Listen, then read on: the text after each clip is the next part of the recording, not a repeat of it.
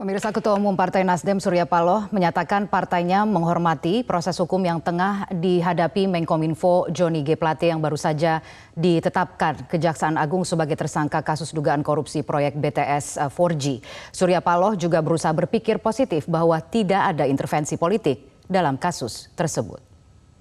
Kami tetap menghormati ini.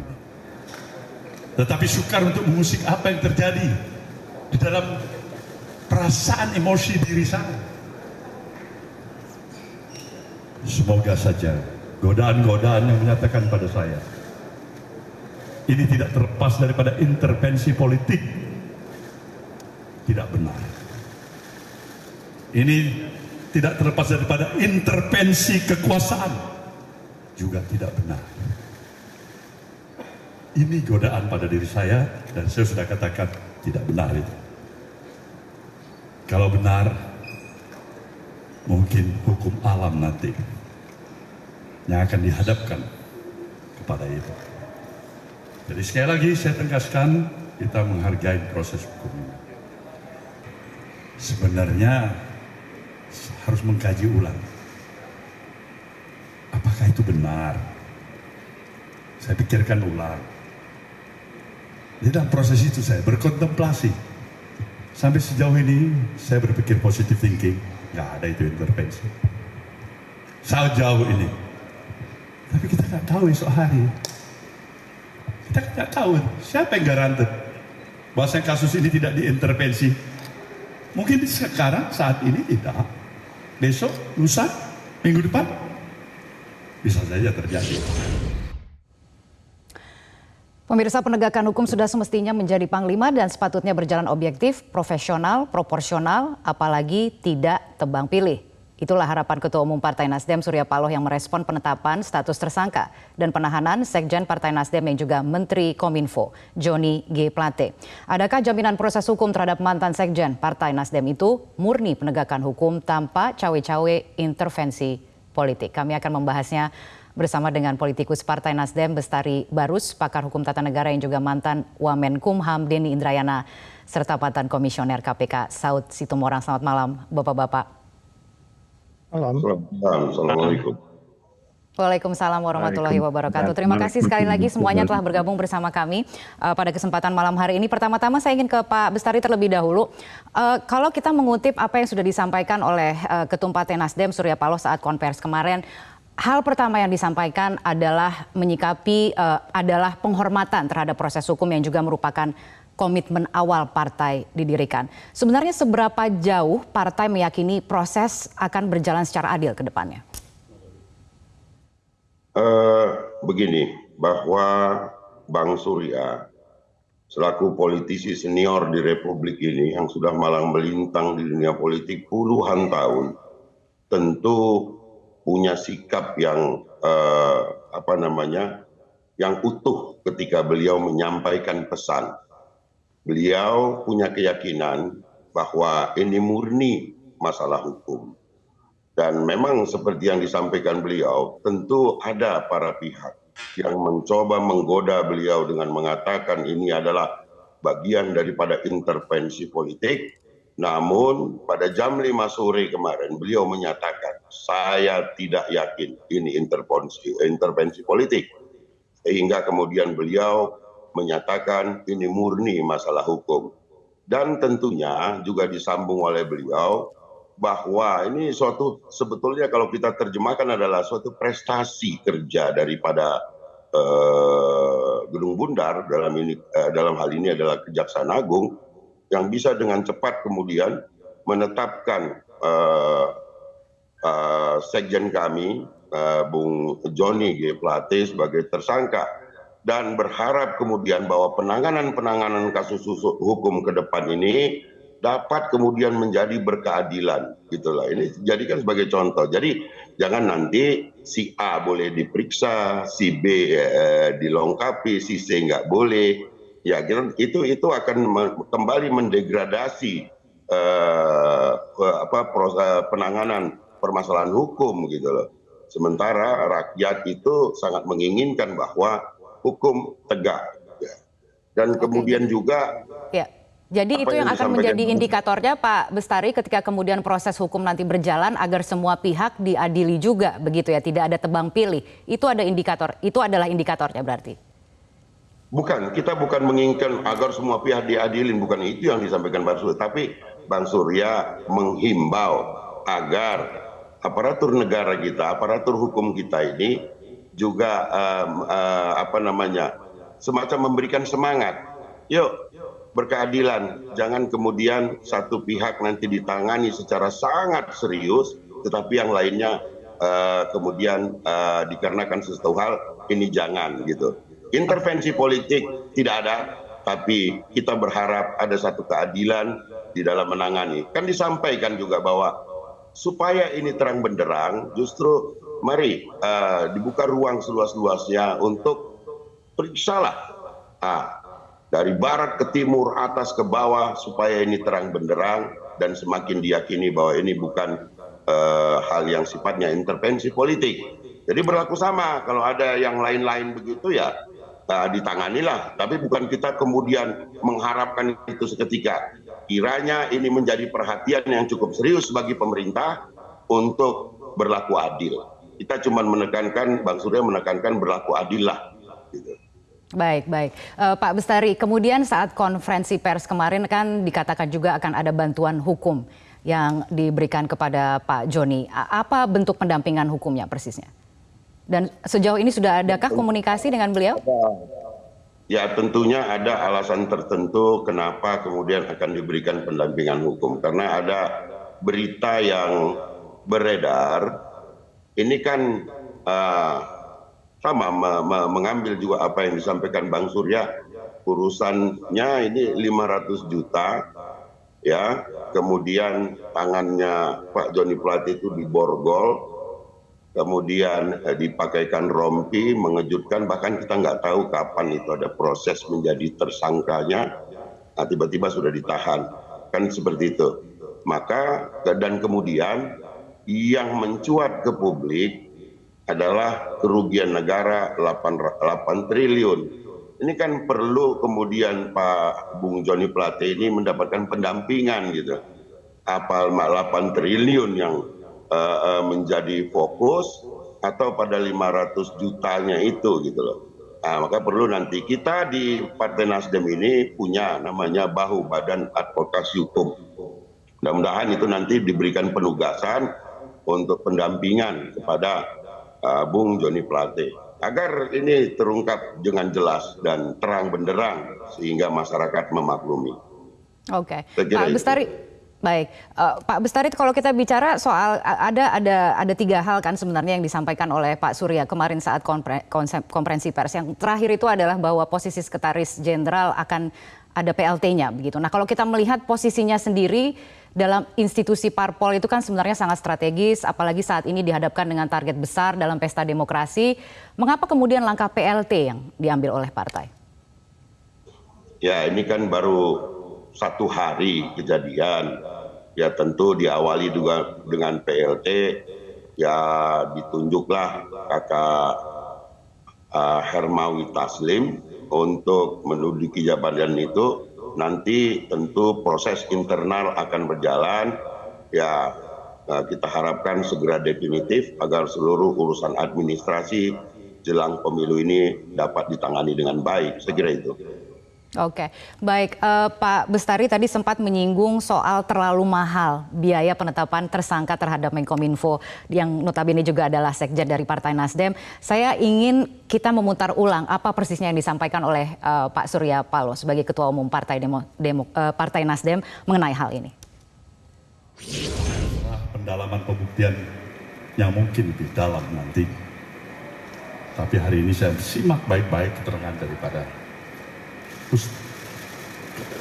Kampus Pakku. Ada pengakuan yang menyatakan dia meminta agar diberikan 500 juta untuk anak-anak setiap bulan. Dengan proyek kerugian negara yang 8 triliun. Ya, kalau tidak ada pendalaman lebih lain untuk menemukan bukti-bukti yang lebih memberatkan, ya semakin sedih lagi kita. Terlalu mahal dia untuk diborgol. dalam kapasitas dirinya. Sebagai menteri, sebagai sekjen partai, terlalu mahal. Terlalu mahal. Kita tetap menganut ajas praduga tidak bersalah. Tidak ada di antara kita yang memastikan diri kita ini terlepas dari kesalahan, kesilapan, kebodohan, bahkan dosa. Itulah arti keadilan kita sebagai manusia. Baik, Pak Bestari, mungkin bisa dijelaskan lebih lanjut mengenai statement ini. Terlalu mahal dibandingkan dengan apa, Pak Bestari? Iya, saya kira cukup jelas yang disampaikan Bang Surya itu sesuatu yang mahal bagi kami, ya kan? Harganya terlalu mahal. Pak Joni Plate, Bang Joni Plate harus diperlakukan seperti itu. Bahkan kita tidak tahu ya. Ini tapi tetap diapresiasi lah gitu bahwa ini kerja Kejaksaan Agung luar biasa. Mudah-mudahan bisa berkeadilan. Semua hal yang terkait dengan kasus hukum bisa ditangani seperti ini gitu. Nah, titik berat beliau adalah urusan 500 juta tetapi yang berkumandang 8 triliun. Maka butuh pendalaman ini. Kalau cuma karena 500 juta itu memang terlalu mahal untuk diborgol, ya itu bagi kami walaupun itu tentunya adalah suatu konsekuensi yang harus diambil, yang harus ditanggung bagi para pihak. Yang tentunya kalau melakukan satu pelanggaran, namun kita berharap ke depan ada keadilan yang ditegakkan berkaca daripada persoalan ini. Oke, baik, beralih kalau begitu kita ke pakar-pakarnya. Di sini sudah ada Mas Denny Indrayana, kemudian juga ada Pak Saud Situmorang yang mungkin juga bisa memberikan konteks mengenai kasus ini. Pertama-tama saya ingin bicara soal konteks ketatanegaraannya terlebih dahulu. Saya ingin ke Pak Denny. Pak Denny, untuk mengomentari sejauh ini kita tidak mendengar Presiden memberi respon atas penetapan tersangka dan juga penahanan Johnny G. Plate dalam kapasitasnya sebagai Menteri yang notabene adalah pembantu Presiden. Apakah ini sesuatu yang wajar? Presiden dalam konteks politik hukum pemberantasan korupsi biasanya memang hati-hati ya, dan biasa menggunakan panggung depan dan panggung belakang. Kalau secara undang-undang Kementerian Negara disebutkan bahwa menteri itu dinonaktifkan sementara pada saat menjadi terdakwa untuk ancaman pidana 5 tahun atau lebih. Itu konteks ketatanegaraannya. Tapi dalam konteks relasi presiden dan menteri dalam hubungannya dengan kasus tindak pidana korupsi, apalagi yang menyidik melakukan proses ini adalah kejaksaan, saya hakul yakin bahwa presiden menerima laporan. Bahkan kalau tidak ada lampu hijau dari presiden, dapat dipastikan kasus ini tidak berjalan. Apakah itu bentuk intervensi? Belum tentu. Kalau dilihat dari kacamata hukum, dan memang harus dilihat dari kacamata hukum, minimal ada dua alat bukti untuk mengatakan ini tindak pidana korupsi. Bagi saya, persoalan ini bukan pada persoalan hukumnya, tapi kalau dia ternyata menjadi bargaining politik, daya tawar politik dalam konteks dinamika Pilpres. Saya sudah banyak menulis, sudah banyak menyampaikan ke publik bahwa hukum itu sekarang menjadi instrumen, alat strategi pemenangan Pilpres 2024, di mana hukum dimanfaatkan untuk menentukan koalisi dan bakal pasangan calon presiden wakil presiden. Tadi saya ke Pak Denny terlebih dahulu untuk memberikan kesempatan untuk melanjutkan, sempat terpotong, tadi sinyalnya terputus. Kita bicara konteks aroma politik yang sulit sekali dihindari, terutama ketika kita bicara jelang Pilpres 2024. Apalagi kemudian kita melihat bahwa partai dianggap sudah punya koalisi yang berbeda misalnya. Bahkan tapi saat konvers ketumnya juga harus berulang kali menegaskan tidak mau tergoda ada intervensi politik. Jadi bagaimana membersihkan kasus ini dari aroma politik yang begitu kuat? Saya ingin ke Pak Denny dan kemudian juga ke Pak Saud untuk menanggapi. Pak Bestari nanti terakhir. Silakan. Ya. Baik, kalau Pak Surya Paloh tentu wajar beliau harus menyampaikan statement semacam itu.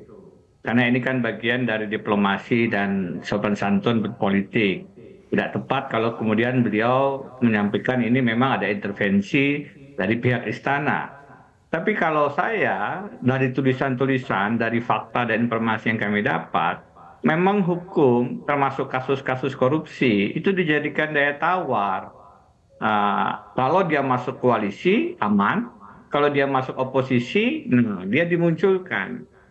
Yang ini barangkali akan samar-samar. Tetapi kalau bolehlah saya mengangkat bagaimana misalnya ancaman terhadap Partai Demokrat. Ini kan manuvernya jelas dilakukan oleh orang istana, oleh Kepala Staf Kepresidenan. Terakhir ada PK. Jika PK-nya dimenangkan, itu kan ujungnya adalah batalnya, sulitnya maju calon Presiden Anies Baswedan yang diusung oleh koalisi Nasdem, Demokrat, dan PKS. Jadi masing-masing partai ini, baik PKS digoda dengan berbagai cara, tawaran menteri, Demokrat diganggu eksistensinya lewat manuver istana yang tidak lain adalah bawahan Pak Jokowi sendiri.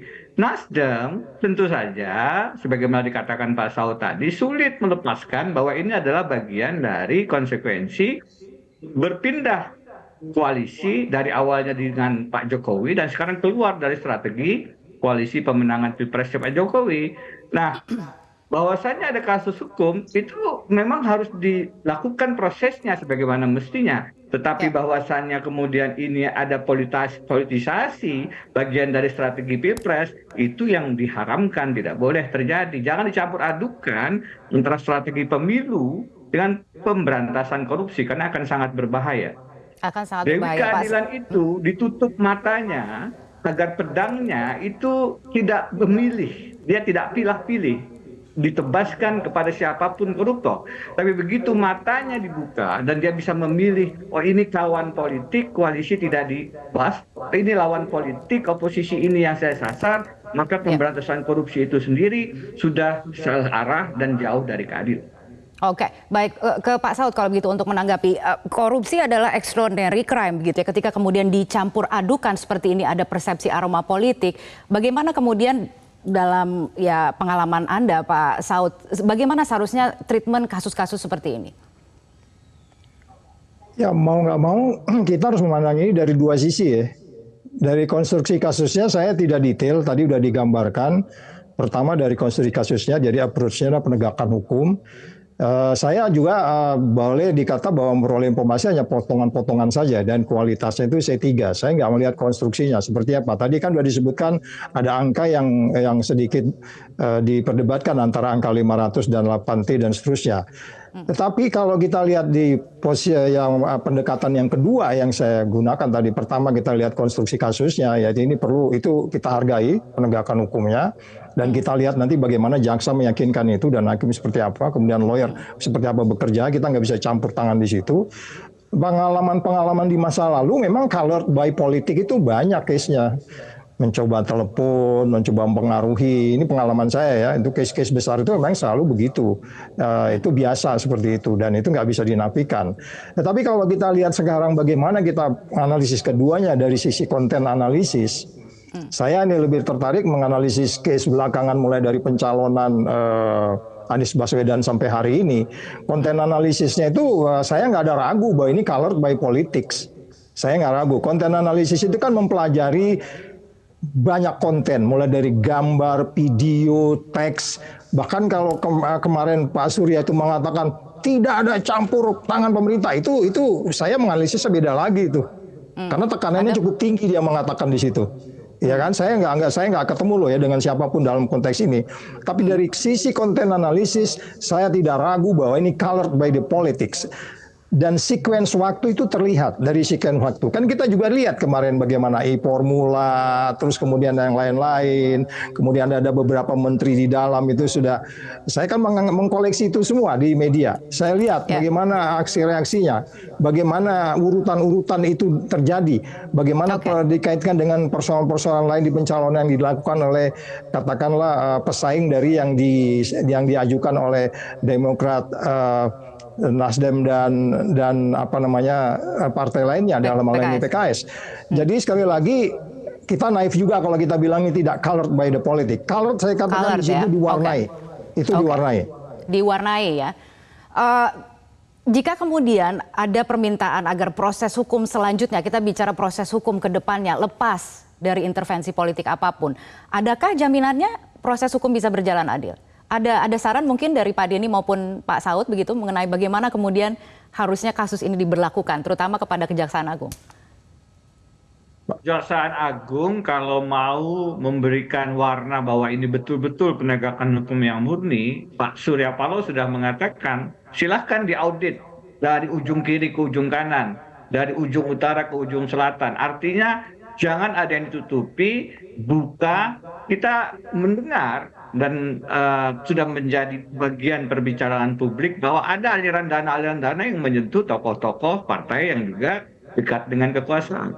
Jadi kalau bisa dibuktikan bahwa tidak ada tebang pilih, bahwa siapapun yang terlibat itu kemudian diikut juga, dijadikan juga dimintai juga pertanggungjawaban, maka publik akan percaya bahwa ini memang tidak menyasar hanya oposisi pencapresan Anies Baswedan, tapi juga penegakan hukum yang murni karena ternyata koalisi kekuasaan juga tersentuh. Tapi kalau kemudian dalam prosesnya kita lihat totalitas yang dibuka oleh Nasdem tadi kesempatannya tidak dimanfaatkan dan ternyata ada garis-garis barrier demarkasi ini jangan disentuh, itu silahkan, nama ini dekat dengan kekuasaan tidak boleh, maka makin kental bahwa ini bukanlah penegakan hukum pemberantasan korupsi. Pesannya adalah korupsilah dalam pelukan koalisi. Oke, baik. Saya tadi beri kesempatan ke Pak Saud, tapi sebelumnya karena kita waktunya sangat terbatas, saya juga ingin beri kesempatan untuk menutup perbincangan kita pada malam hari ini, Pak Bestari untuk memberikan komentarnya. Tapi sebelum kita menutup sesi diskusinya, mungkin boleh saya ingin kembali menayangkan pernyataan dari Ketua Umum Partai Nasdem terkait konsistensi dan komitmennya sebagai parpol koalisi pendukung pemerintahan Jokowi Ma'ruf. Jadi bagaimana dengan PLT-nya Bung Jody Plate, di reshuffle-nya kita terima, kita konsisten karena kita katakan itu hak prerogatif presiden dan kita tidak pernah bergoyah hati untuk menyatakan apa yang telah kita utarakan agar konsistensi itu paling tidak itulah sumbangsih yang bisa diberikan oleh partai dari sejumlah kekurangan-kekurangan yang ada. Ulangin pertanyaan Anda tadi. Ya kan tadi siang Pak Faldo mengatakan bahwa tugas Menkominfo akan diemban oleh PLT yang belum dipilih sampai sekarang. Apakah Nasdem pada nantinya pada kesempatan selanjutnya akan mengajukan nama baru yang akan menggantikan Pak Joni atau seperti apa? Kalau kita konsisten, ini hak prerogatif presiden bagaimana kita mengajukan baru. Salah-salah presiden nggak suka. Nggak ada lebih bodoh dari Nasdem untuk tiba-tiba mau mengajukan nama baru tanpa diminta oleh presiden. Sekali lagi itu adalah hak prerogatif presiden. Oke? Baik, saya ke Pak Bestari kalau begitu untuk memberikan komentar terkait dengan pernyataan tersebut. Apakah pernyataan dari Pak Surya Paloh itu menegaskan bahwa dukungan kepada pemerintahan Jokowi Ma'ruf bisa dimaknai dukungan tanpa syarat oleh Partai Nasdem? Ya, bahwa apa yang disampaikan Bang Surya itu sudah menjadi konsumsi publik dan itu mewakili rasa kami semua sebagai kader di seluruh Indonesia. Jadi saya tidak ingin menambah kurangkan, semuanya sudah jelas disampaikan apa sikap Nasdem dan itu semuanya sudah jadi konsumsi publik. Saya kira itu. Baiklah kalau begitu Pak Bestari, Pak Denny, Pak Saud, mohon maaf waktunya sudah habis. Terima kasih sekali lagi telah bergabung bersama kami pada malam hari ini.